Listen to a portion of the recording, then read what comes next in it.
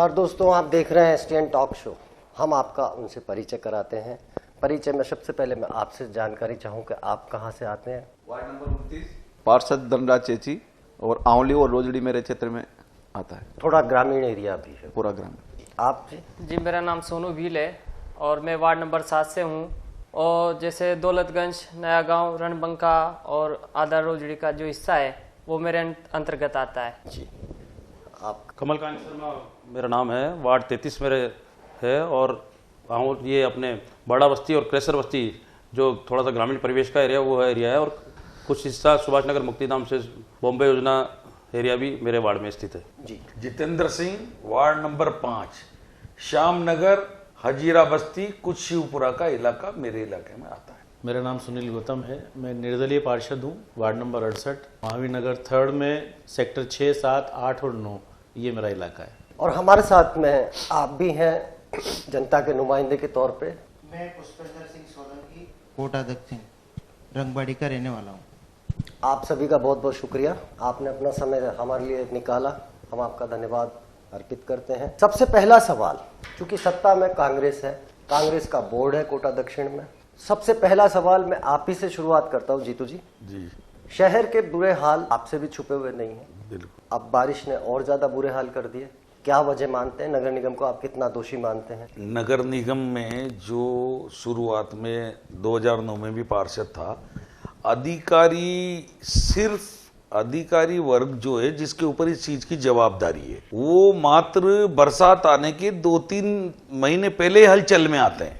आनन फानन में टेंडर होते हैं। कभी पार्षदों को बिठाकर अधिकारी अलग अलग इलाके में जहां मूलभूत समस्या है, जहां पानी भरता है, उनसे अगर बरसात से 6 महीने पहले भी चर्चा करें, टेंडर लगे जब नाले कैसे बनाने हैं, किस तरह की सफाई व्यवस्था होना चाहिए। अभी आप देखिए अधिकारी वर्ग ने हमें 5-5 कर्मचारी दिए, कितने दिन? 15 दिन के लिए, नालों की सफाई के लिए। तो वो जिनकी सबसे बड़ी जवाबदारी है वो अधिकारी वर्ग है। अधिकारी वर्ग चाहे, पार्षद हमेशा अधिकारियों के साथ खड़ा रहने के लिए तैयार है।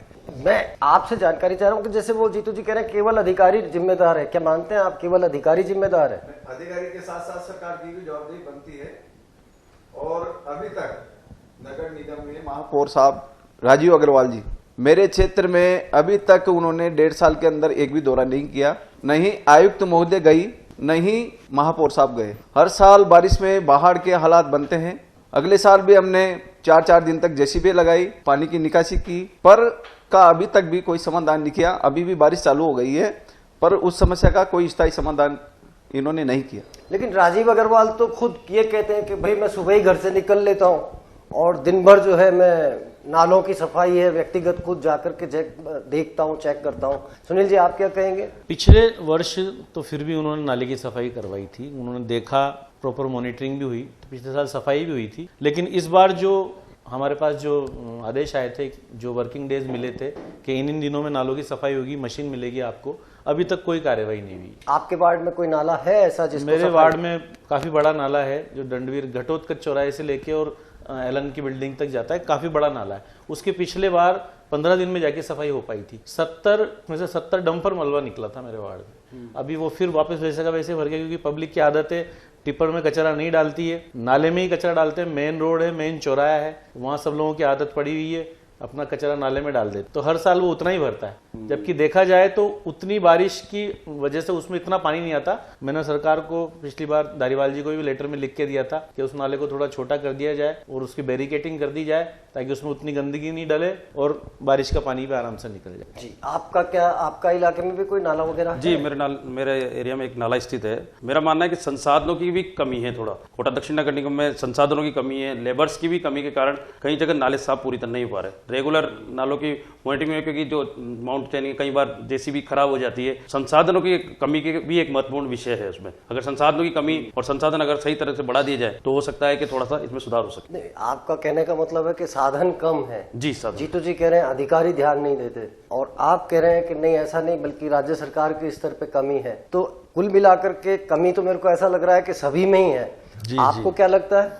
अधिकारियों की गलती है, क्योंकि अधिकारी लोग काम करना ही नहीं चाहते और अगर ऐसा नालों कैसे कैसे कह सकते हैं आप बिना सबूत? आपका कोई जी। उदाहरण है ऐसा कि जब जी, आपने बिल्कुल। किसी को अभी काम तक- कहा हो आयुक्त को और उसने नहीं किया हो? अभी तक अधिकारी हमारे वार्ड में आके एक बार भी चेक नहीं किया भाई कहाँ पे पानी भरता है कहाँ पे नहीं। हाँ, तो पिछली बार की बात करें तो पिछली बार भी इतना पानी भर चुका था कि हम स्वयं उस पानी में घूमे और जेसीबी बुलाई, अधिकारी को अवगत करवाए कई बार, तब जाके वो अधिकारी लोग वहां पे आए और उसका निकास करवाया। तो ये लापरवाही कहीं ना कहीं ये राज्य सरकार की है, क्योंकि राज्य सरकार के दबाव में आके ये लोग काम करना ही नहीं चाहते। आप एक आम जनता के तौर पर देखते हैं, किस तरह से देखते हैं नगर निगम के कामकाज? वैसे है कि हमारे एरिया में भी एक नाला है, वो नाले की सफाई तो करीब करीब हो नहीं रही है, और एक उसमें ये है कि वो जो मवेशी का वो डालते हैं वो ज्यादा भरा हुआ है नाले में, सफाई होती नहीं है और काफी अतिक्रमण कर रखा है नाले में। समस्या है। क्या है, दो साल तो कोरोना रहा, तब किसी प्रशासनिक अधिकारियों ने 2 साल तक नगर निगम के नाले हो या शहर की कोई व्यवस्था, सारा अधिकारी वर्ग कोरोना में ही लगा रहा। हमारे जो सफाई कर्मचारी हैं उन लोगों ने बहुत मेहनत की कोरोना के समय में। 2020 में जब बोर्ड बना उसके बाद 21 में भी कुछ समय के लिए कोरोना की मार थी। उसके बाद हमारे महापौर जी भी निरंतर बड़े नालों के लिए सफाई व्यवस्था उसके लिए लगे हुए हैं। जिस तरह से हमारा बोर्ड, हमारा महापौर, उप महापौर कोशिश कर रहे हैं, उस तरह से अधिकारियों को भी कुछ कोशिश करना चाहिए। और ये समस्या भाजपा कांग्रेस की नहीं है, इसमें अधिकारी हो या हमारे महापौर जी हो या जो भी हो, उन लोगों को संयुक्त रूप से एक टीम बनाना चाहिए। और पार्षदों की इस बार तो बरसात आई गई, अगली बार ऐसी कोई व्यवस्था होना चाहिए, एक चार्ट होना चाहिए दक्षिण का, कौन से बड़े नाले हैं, कौन से छोटे नाले हैं, किस जगह कहाँ पार्टी का पार्षद या कोई कौन सा पार्षद है, उसको बिठाएं उसको, क्योंकि पार्षद ज्यादा जानता है, ना कि जो अधिकारी वर्ग या महापौर जी उप महापौर जी आकर 2 दिन में नहीं जानकारी ले लेंगे। वो पार्षद का सहयोग लेकर अगर उन नालों को समय रहते हुए सफाई कराई जाए तो बहुत कुछ पानी भरने की समस्या से दक्षिण को निजात मिल सकती है। जीतू जी, आपकी सरकार है, आपका बोर्ड है, आपसे अब करीबन कितना समय हो गया? 1.5 साल हो गया होगा? जी हो 2 गया। साल होने हाँ, 19 महीने हो गए। 19 महीने हो गए हैं जी। आपसे अभी तक समितियां तो बनी नहीं। अब साहब समिति तो ऊपर वाले बनाएंगे। नहीं, ऊपर वाले बनाएंगे, नीचे वाले, उससे जनता को क्या लेना देना? हाँ, आपका सफाई समिति का चेयरमैन हो, उसके साथ पक्ष विपक्ष के पार्षद जुड़ते हैं, समिति का अपना एक कामकाज करने का तरीका होता है। हर जगह ऐसा तो नहीं कि महापौर जाकर के खड़ा होगा या आयुक्त जाके खड़ा होगा। उसके पीछे क्या वजह है? कांग्रेस के अंदर की राजनीति है। अब ये तो कैसे कह सकते थे, आप बड़े लोगों का काम है। समिति तो समय पे डिक्लेयर होना ही चाहिए। सफाई समिति का अलग अलग जवाबदारी होती तो शायद ज्यादा काम होता। आपका कहना सही है, मगर ये बड़े नेताओं के सोचने का विषय है। नहीं, आपके यहाँ ही नहीं, बड़े नेता आपके यहाँ भी नहीं सोच रहे। कहीं नहीं आपका भी सोच अभी विपक्ष का नेता कौन होगा ये तय नहीं है, नहीं हुआ। वहां भी आपस में लड़ाई झगड़े। उसके पीछे रीजन क्या मानते हैं कि आपकी बात को दमदार तरीके से वह रखेगा। पार्षद एक वार्ड के तौर पे अपनी बात रख सकते हैं, लेकिन जहां सामूहिक बात हो तो वहां पर आपका तो नेतृत्व करने वाला वहां है ही नहीं कोई। तो आप अपने नेताओं के से क्या कहेंगे कि भाई जल्दी से जल्दी एक कम से कम सर्वमान्य नेता तो घोषित करें? नहीं, बिल्कुल हमारे विपक्ष का नेता 1-2 दिन में घोषणा होने वाली है। चिची साहब, जल्दीबाजी नहीं हो जाए, 1-2 दिन जल्दी नहीं, कह रहे हो आप? नहीं, अभी जो हमारे कार्य समिति की जो बैठक हुई थी उसमें हम सभी पार्षदों ने वहाँ प्रस्ताव रखा था। तो प्रदेश अध्यक्ष जी ने हमें आश्वासन दिया था कि भाई आप जिलाध्यक्ष जी को 2-3 नाम दे दीजिए और जैसे आप नाम दोगे मैं 1-2 दिन में घोषणा करवा दूंगा। तो उम्मीद है कि मतलब आपका हमें पार्षद उम्मीद आ है जाएगा। कि 1-2 दिन में। आप लोगों ने भी धारीवाल जी को चिट्ठी दी है कि भाई आप समितियां गठित करें? मैंने अखबार में शायद उत्तर किया तो दी होगी। नहीं, हमने तो अभी तक नहीं, हमारे पार्षदों द्वारा तो कोई अभी तक नहीं दी। नहीं, कोई ऐसा नहीं। हमने तो इसलिए नहीं दी कि लोग सोचेंगे कि जैसे मैं वरिष्ठ पार्षद हूँ कि मुझे समिति का चेयरमैन बनने की इच्छा है, तो जो वो ऊपर वालों को जो अच्छा लगेगा वो करेंगे।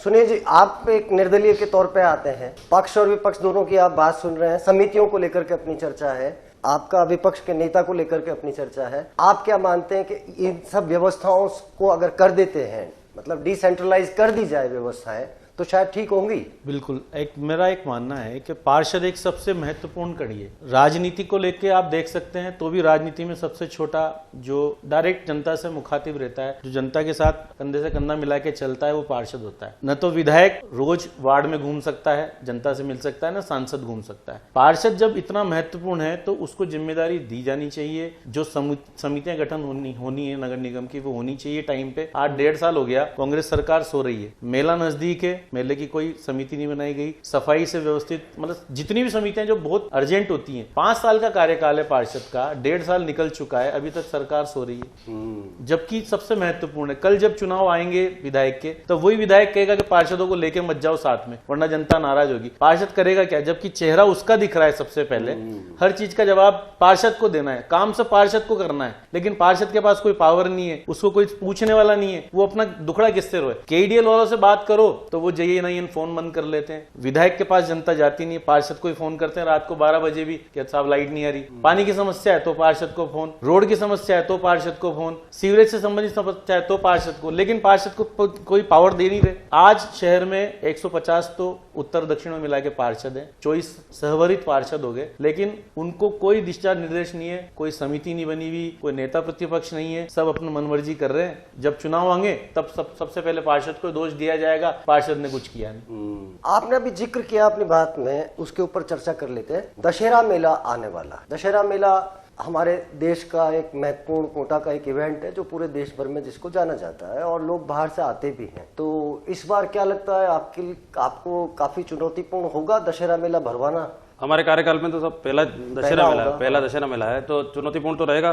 पर कोशिश ये की जाएगी एक समायोजन बना के, सभी उत्तर दक्षिण में एक समायोजन बना के, सभी पार्षद और महापौर का एक बिल्कुल सामंजस्य बना के एक मेले को, जो एक देश अपने कोटा शहर के एक धरोहर के रूप में जाना जाता है मेले से, तो उसका अच्छी तरह से उसको भरवाया जाए। वहाँ भी समिति का अभाव है, दशहरे मेले की समिति बनती है बाकायदा, उसका काम काज होता है, एक लंबी प्रक्रिया है, वहाँ भी 3-4 महीने वो चिट्ठी पत्री का आदान प्रदान भी होता है। कैसे करोगे अब ये तो महापौर साहब और दोनों महापौर और उप महापौर साहब ही आपको बता सकते हैं, इसके बारे में हमें जानकारी कम है। देखा जाए आज ही गणेश जी की वो पूजा हुई थी, मगर अब क्या है, कौन कौन रहेगा उसमें, क्या रहेगा, ये वही लोग बता सकते हैं। क्या सब उत्तर और दक्षिण की भूमिका भी तय नहीं है मेले को लेकर? मेले में दोनों ही साथ थे आज ही दोनों ही उत्तर दक्षिण के सभी पार्षद थे, दोनों महापौर थे और उप महापौर थे, दोनों आयुक्त थे, दोनों बोर्डों के जो भी अधिकारी थे बड़े, वो सब थे। अब ये तो वही बता सकते हैं कि उन्होंने किस तरीके से इस मेले की समिति को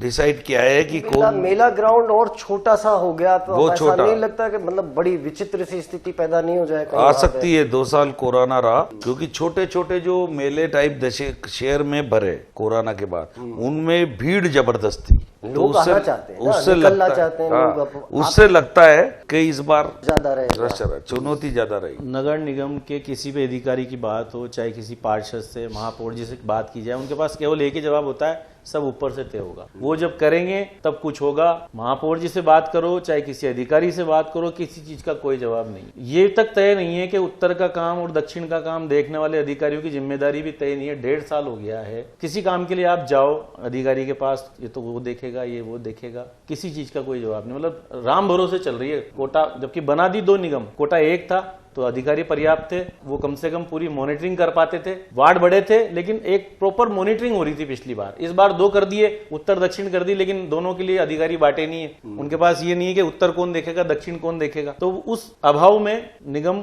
बिल्कुल बर्बाद होती जा रही है और 1.5 साल हो चुका है, सिर्फ 3.5 साल बाकी। अगले साल फिर चुनाव है, सरकार को सोचना चाहिए कि निगम को मजबूत करें ताकि कोटा शहर स्वच्छ नजर आए। निगम का एक महत्वपूर्ण काम और है सफाई व्यवस्था। आपके इलाके में पर्याप्त टिपर वगैरह की व्यवस्था, कर्मचारियों की संख्या किस तरह से रहती है? बड़ा क्षेत्र है और हमें लेबर दे रखी है, 10-11 लेबर है मेरे पास और 5 प्राइवेट लेबर है, कुल मिला के 16 लेबर है मेरे पास। पर मेरा क्षेत्र इतना बड़ा है कि 16 की जगह अगर 30-32 भी लेबर हो तो वो भी कम है और टिपर मात्र 2 टिपर हैं। 2 टिपर पर्याप्त नहीं है। मेरे क्षेत्र में लगभग मतलब 4 किलोमीटर में मेरा क्षेत्र है, जिसमें 2 टिपर बराबर पर्याप्त नहीं जाते। वो 50 मतलब आधी जगह जा पाते हैं और आधी जगह बिल्कुल नहीं जाते। कचरा इधर उधर प्लॉटों में लोग डालते हैं, उनको मैं कभी कभी ट्रॉली से 2-5 दिन में उठवाता हूँ। अच्छा, सफाई अलग से? हाँ, अलग से ट्रॉली बुलवा के और उनको फिर पलोटों में डलवा के रूट में 8 दिन में 5 दिन में इकट्ठा होने के बाद उठवाता हूँ। ये इनकी सफाई की व्यवस्था है। लेबर पर्याप्त नहीं है, टिप्पर पर्याप्त नहीं है और कोई अधिकारी जाके देखता नहीं है।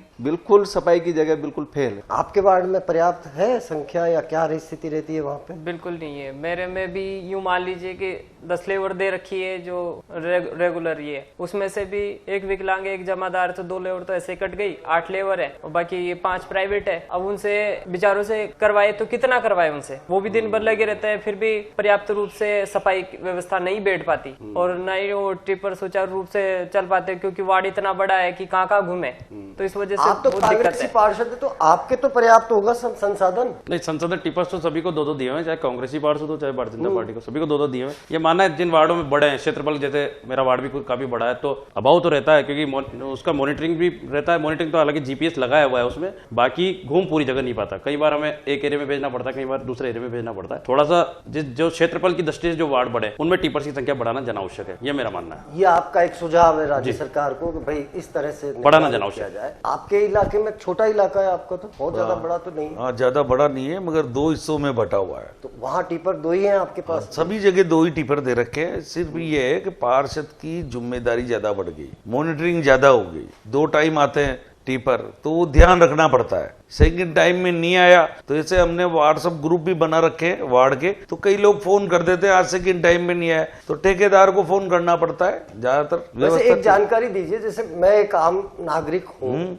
मेरे घर के बाहर टिपर दिन में 1 बार आएगा कि 2 बार आएगा? 2 बार।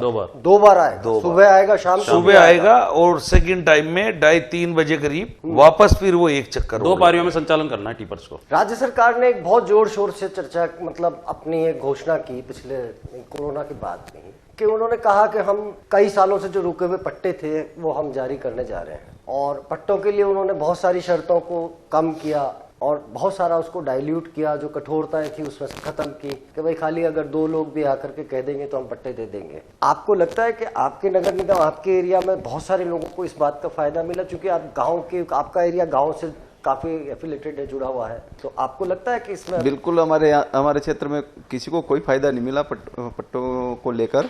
मेरा जो मानना है कि हमारे ग्रामीण क्षेत्र है उनमें जो पट्टे का जो इन्होंने जो अभी जो दिया था कि भाई जो आबादी में होगा उनका ही पट्टा बनेगा, तो मेरे क्षेत्र में मात्र 5% लोग जो पुरानी आबादी है, पुराना जो गांव है, वही उसके अंदर आ रहे हैं, बाकी किसी को उसका लाभ नहीं मिल रहा। तो जब 5% को दिला के हम क्या हासिल, मतलब क्या उसका फायदा मिल रहा है? मतलब 95% जनता उस नॉर्म्स में आ ही नहीं रही है। नहीं, आ ही नहीं रही, और उनको कोई बताने वाला भी नहीं है, वहाँ कोई अधिकारियों का कोई कैंप लगा हो कि कुछ कोई नहीं, और कुछ नहीं है। कुछ नहीं। आपके इलाके में पट्टे खूब बने होता है? बिल्कुल कुछ भी नहीं है। पट्टे बनाने के नाम पे तो एक धब्बा लगा रखा है कि भाई पट्टे बना रहे हैं लोग।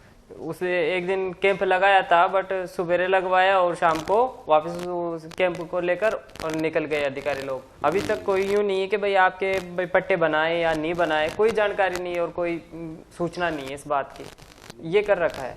बिल्कुल पट्टों के मामले में भी आपका बोर्ड बिल्कुल नहीं, हमारे यहाँ तो जबकि धारीवाल जी बार बार ये घोषणा करते रहे हैं कि भाई मैं किसी भी तरीके से बर्दाश्त नहीं करेंगे कि भाई इसमें कोई वो लापरवाही नहीं। मंत्री महोदय के लेवल पे तो जो डिसाइडेबल है, काफी पट्टे दिए गए, ऐसा नहीं है। कोटेश्वर में हर बार पट्टे कांग्रेस सरकार के द्वारा ही दिए गए, ऐसा नहीं कि पट्टे कभी आप देखिए कोई भारतीय जनता पार्टी की सरकार के द्वारा पट्टे कहीं दिए हो, तो दिए तो कांग्रेस सरकार के द्वारा ही है। बिल्कुल। कहीं ऐसा है, मानते हैं अपन, जैसे भाई साहब का कहना है, तो कई जगह जैसे जंगलात में, मेरा खुद का एरिया ले लिया, फॉरेस्ट एरिया है। अब बस्ती तो उस समय बस गई, अब बस इतनी बड़ी बस्ती है, वो बसी कैसे, उस समय अधिकारी कहाँ थे ये हमें पता नहीं है। आज बड़ा बस्ती, वो तो लोग हमसे ही कहेंगे, स्वाभाविक सी बात है, बड़ा बस्ती क्रेसर बस्ती के लोग मुझसे ही कहेंगे साहब हमारे पट्टे बनाओ। पर एक विषय आता है, जंगलात की जमीन है। अब इतनी बड़ी जमीन को या तो नियमन करा जाए या उसका सर्वे करके कुछ किया जाए, तो इतनी बड़ी जमीन फॉरेस्ट से इशूड करना, नियमन करना बहुत छोटा मोटा खेल नहीं है। पिछली सरकार भी रही, भारतीय जनता पार्टी के पार्षद भी रहे, भारतीय जनता पार्टी के एमएलए भी रहे और वो भी रहे, सांसद भी। बाकी अगर ये विषय सोचते तो हो सकता था बड़ा बस्ती और केसर बस्ती कभी किसी जमाने में हो जाती, उनको नियमन हो जाता। लेकिन जीतू जी, आप तो वरिष्ठ पार्षद है, तो आप पहले भी टर्म में रह चुके हैं। मैं तो आपसे एक चीज और जानना चाह रहा था जी, कि भाई जैसे एक ही लाइन में अगर 20 मकान है, उसमें से 2 को तो पट्टे जारी हो जाए और बाकियों को कहा ये तो जंगलात में है, ये तो घड़ियाल अभ्यारण्य में है, ये तो फलाने में, ऐसा कैसे होता है? मेरे भी 4-5 वार्ड, अभी हमारे भी 4-5 वार्ड प्रभावित है। दिल्ली घड़ियाल गेम सेंचुरी जब लागू की गई तो कांच के कमरों में बैठकर बड़े अधिकारियों ने लाइन जहां खींचना था वो खींच दिया। किशोरपुरा रियासतकालीन गांव है और शिवपुरा जिसे शोपुरा के नाम से जाना जाता तो वो भी रियासतकालीन गांव है। आप देखिए सबको घड़ियाल में ले लिया गया, नाम पर घड़ियाल। शक्तिनगर पूंजीपतियों के लिए घड़ियाल का कोई कानून नहीं रहा। मेरे श्यामनगर के समीप डेयरी के बगल में वालिया फार्म हाउस में 16 बीघा जमीन को यूआईटी द्वारा कन्वर्ट करके एकल पट्टे दे दिए गए पिछले बार। उसके अलावा हनुमंत वाटिका गोदावरी के सामने घड़ियाल में होते हुए अलॉटमेंट कर दी गई 1 रुपए में। शक्तिनगर क्योंकि पूंजीपति रहते हैं वहां सेल परमिशन निर्माण स्वीकृति मिल रही है। वन विभाग के ऑफिस से सामने दिखने वाली 11 मंजिल बिल्डिंग जिसे सेल परमिशन निर्माण स्वीकृति दे दी जाती है, मगर हर बार यह कहा जाता है 2002 तक माननीय धारीवाल साहब ने पट्टे दिए इन बस्तियों में और अभी भी हम उन पर भरोसा है और वो कोई रास्ता निकाल कर हमारी बस्तियों को देंगे।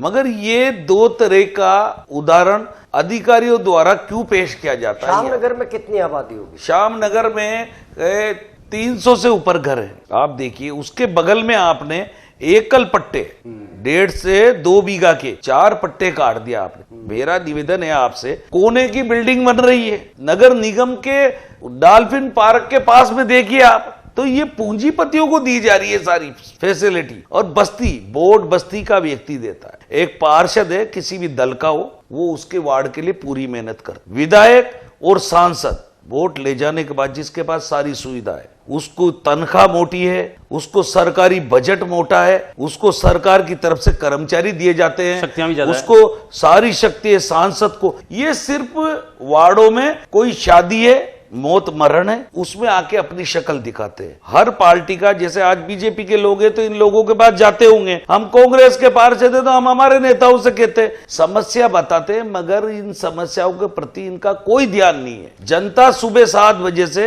6 बजे से चाहती है कि रात की 2 बजे भी अगर उसका केडीएल की वजह से कोई परेशानी आए, बिजली नहीं आ रही है, तो पार्षद उसका पहली घंटी में फोन उठाए। अगर वो किसी कारण से नहीं उठा पाया, सुबह जो वार्ड में घूमता है तो आदमी टोक देता है, भाई साहब रात को फोन किया था। मगर वह जिम्मेदारी क्या सारी पार्षद की है? क्या इन लोगों की जवाबदारी नहीं है? तो पार्षद का मोटा बजट होना चाहिए। हर साल 50 लाख रुपए कम से कम उसको विकास के लिए मिलना चाहिए उसके वार्ड में, और उसकी तनख्वाह 15 से 25 हजार रुपए होना चाहिए। कटौती होना चाहिए सांसद और विधायक के फंड से। आपने जीतू जी की व्यथा सुनी कि पार्षद होने का उनका भी एक दर्द है कि भाई जनता को क्या जवाब दे। क्या आपके सामने भी यही स्थितियां रहती हैं? बिल्कुल, क्योंकि जो मेन चेहरा है जनता के लिए वो पार्षद का होता है। पार्षद एक पकड़ में रहने वाला इंसान है कि दिन भर उसको वार्ड में रहना है, लोगों की समस्याएं सुननी है, उसके पास पावर कुछ है नहीं। आज स्थिति ये है कि मेरे वार्ड में धारीवाल जी ने जैसे भी 1-1 करोड़ का काम सैंक्शन किए थे सब पार्षदों को,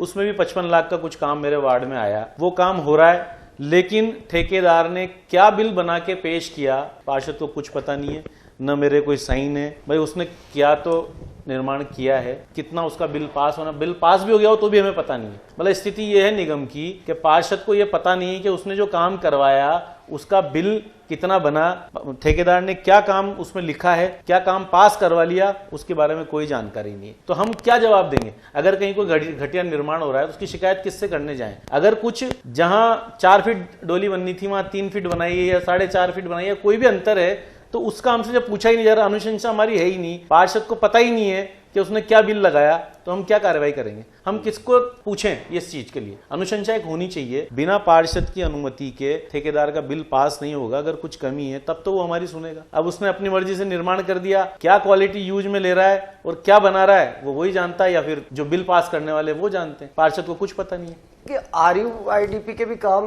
लगभग पूरे शहर में, आपके इलाके में भी चल रहे हैं क्या? सीवरेज के आपके यहाँ शुरू नहीं हुई है? आपके यहाँ आपके यहाँ भी नहीं हुई? मेरे यहाँ मैंने बंद करवा दिया क्योंकि पानी की प्रॉब्लम जो है, क्योंकि सुबह शाम पानी आता है, तो ये जो हैमर चलाते हैं उससे मेरा अकेलगढ़ पानी की जहाँ से पानी सप्लाई होता है उसके कॉमन में वार्ड है, तो क्लोरीन का जो सबसे ज्यादा अफेक्ट होता है वो मेरे वार्ड में ज्यादा है। तो पाइपलाइनों में वाइट तरह के फंगस बन जाते हैं। तो ये दिन में जो चलती है, जो टूट टूट कर वो हर बेडों में फंस जाते हैं। तो शाम के टाइम किसी गली में पानी आ रहा है, किसी में नहीं आ रहा, इस तरह की अव्यवस्था थी। तो इसलिए मैंने वहां पर बंद करा दिया।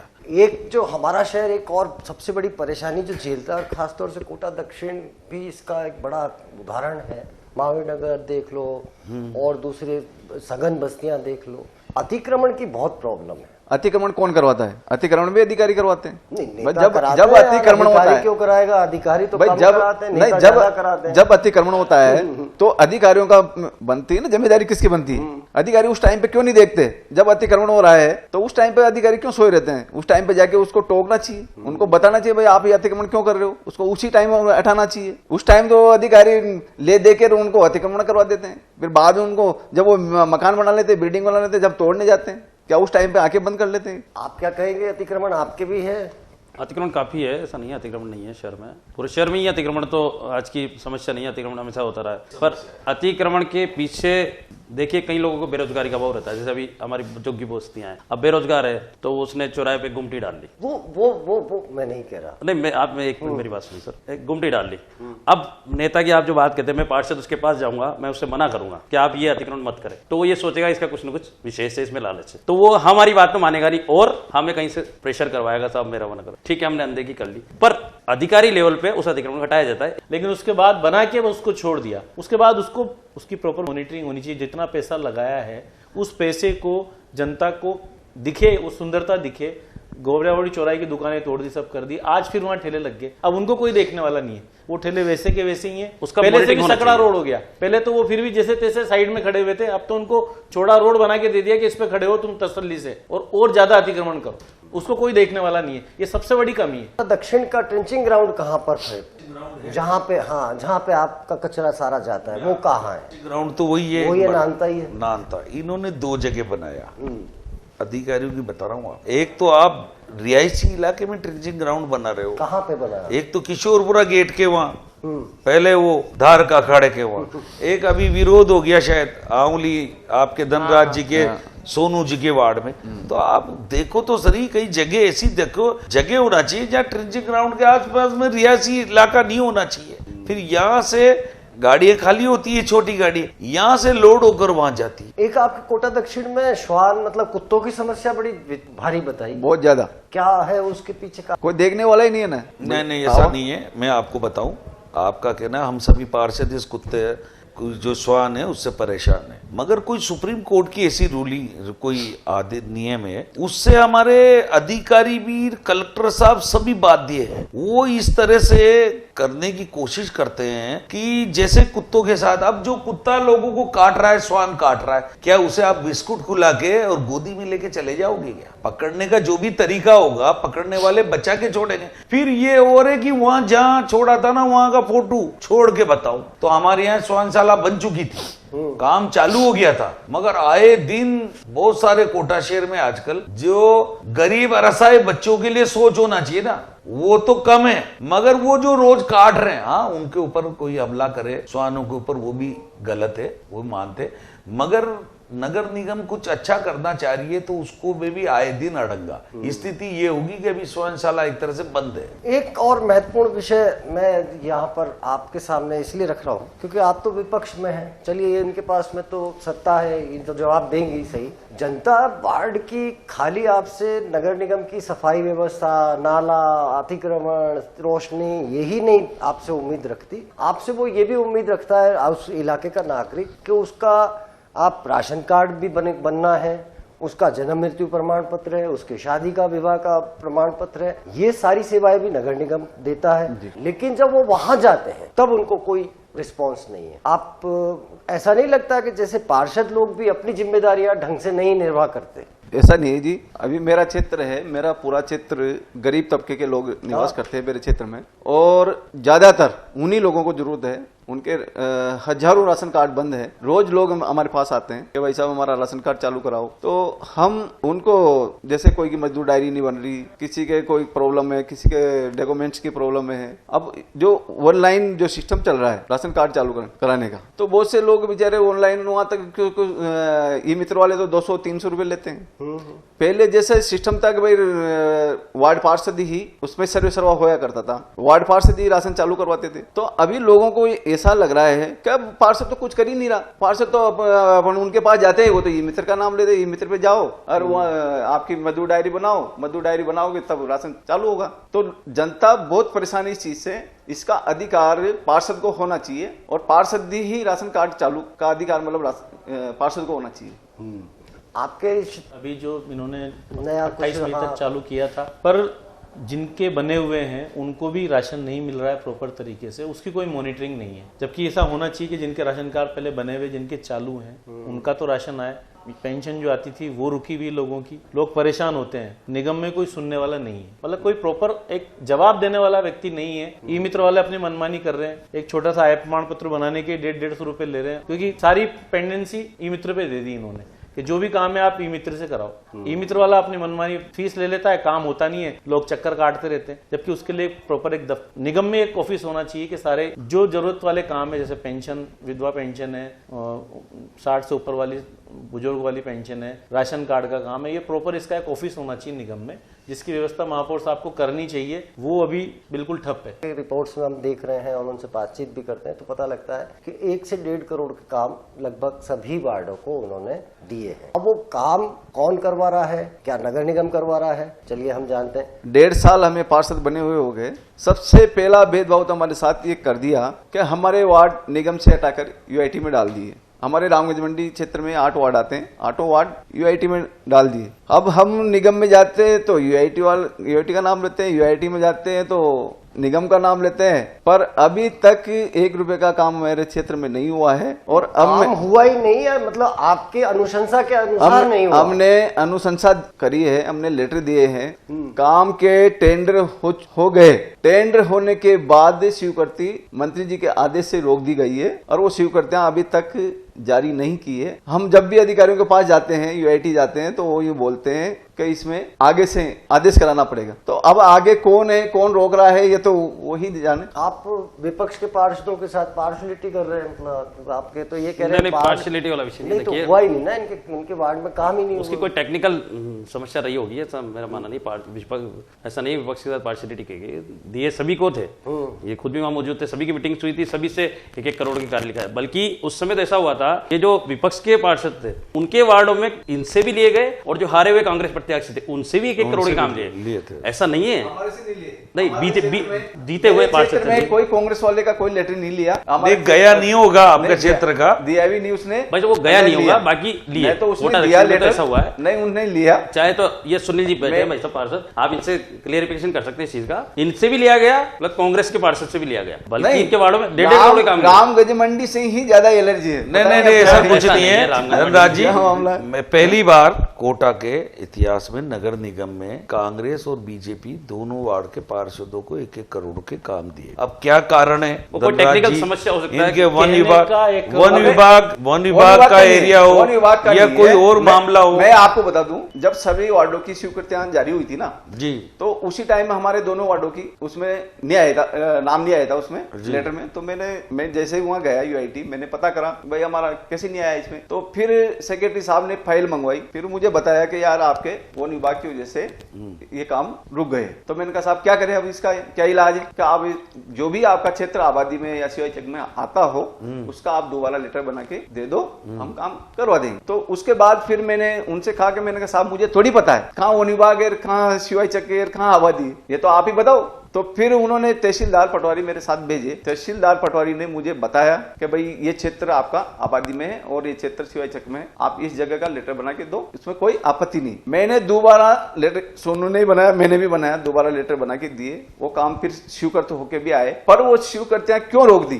कहने को 1 करोड़ है, मेरे वार्ड में भी 1 करोड़ ही बोला गया था, मैंने काम लिख के दिए, 1 करोड़ के दिए थे। पर जब सैंक्शन होके आए तो वो 50-55 लाख का काम है। मेरे साथ में जो बीजेपी का दूसरा वार्ड है 70 नंबर, उसमें भी वही 50 50-55 लाख का बचा हुआ काम ये कहकर दे दिया गया कि हारा हुआ जो प्रत्याशी है कांग्रेस का वो करवाएगा। अब उसका क्या मतलब है, जो जीता हुआ प्रत्याशी है, जो वार्ड में पार्षद है, काम वो करवाएगा कि हारा हुआ करवाएगा? उसको जनता को स्वीकारना होता तो पहले जीता देते। जब जनता ने उसको नकार ही दिया तो वो क्या काम करवाएगा? इस बारे में ध्यान देना चाहिए सरकार को। मंत्री महोदय जी की तरफ से कोई कमी नहीं रही, मगर हमारे नगर निगम के अधिकारियों द्वारा एक इतनी बड़ी गलत काम किया गया है, जिसके लिए महापौर जी और सबको मैं अवगत करा चुका हूं कि जो डबल ए क्लास कॉन्ट्रैक्टर जिन्होंने नगर निगम की सीढ़ी नहीं चढ़ी, ऐसे 4-5 डबल ए क्लास कॉन्ट्रैक्टरों को 4 वार्ड का एक ही ठेकेदार को 4 करोड़ का काम दिया और उन सब लोगों ने काम बेचे। जो काम यूआईटी 25% बिलों में करवा रही है और जहां यूआईटी की गुणवत्ता 1 नंबर है, उसके बावजूद भी निगम उन कामों को बीएसआर रेट पर 2% 3% बिलों में करा रही। तो कहीं न कहीं निगम को 6 से 8 करोड़ रुपए का इस अधिकारियों की या जो भी चंडाल चौकड़ी द्वारा चूना लगाया गया। अब इसकी जांच होना चाहिए। मैं कई बार अधिकारियों के सामने, हमारे महापौर साहब के सामने भी कह चुका हूं। चलिए, हमारे साथ थे बीजेपी के पार्षद, साथ में निर्दलीय सुनील जी ने भी अपने विचार रखे और अपनी समस्याओं को उन्होंने बहुत अच्छे से उजागर किया। और सबसे खुशी की बात यह है कि कांग्रेसी पार्षदों ने अपने बोर्ड को बहुत डिफेंड करने की जगह अपनी समस्याएं रखी और उसके निदान की बात भी की कि भाई सुझाव भी उन्होंने रखे। तो आप लोग सब हमारे इस कार्यक्रम में आए, आपका बहुत बहुत आभारी, धन्यवाद। और आपने अपना कीमती समय निकाला, शुक्रिया आपका।